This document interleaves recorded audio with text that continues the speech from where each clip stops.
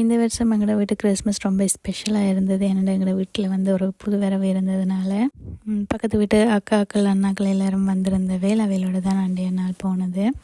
டெக்கரேஷனுமே அம்மா தான் செஞ்சுருந்தவா. இந்த முறை சிம்பிளாக நல்லா இருந்தது.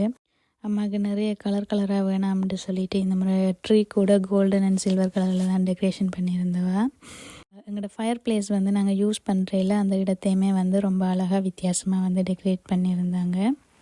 அதை விட அங்கங்கே இந்த பூக்கண்டுகளுக்கு இடையிலெல்லாம் குட்டி குட்டி லைட்ஸ் எல்லாம் வச்சு டிஃப்ரெண்ட்டாக இருந்தது.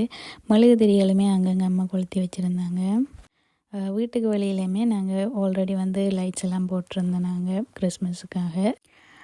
வீட்டை ஒரு குட்டி தங்க வந்திருந்தா அவள் நல்லா டான்ஸ் ஆடுவாவாம். ஆனால் அவள் வந்து வெக்கப்பட்டு கொண்டு டான்ஸ் ஆடையில் அவள் டான்ஸ் ஆட வைக்கிறதுக்காக அண்ணா தம்பி எல்லாருமே வந்து டான்ஸ் ஆடிக்கொண்டிருந்தினோம்.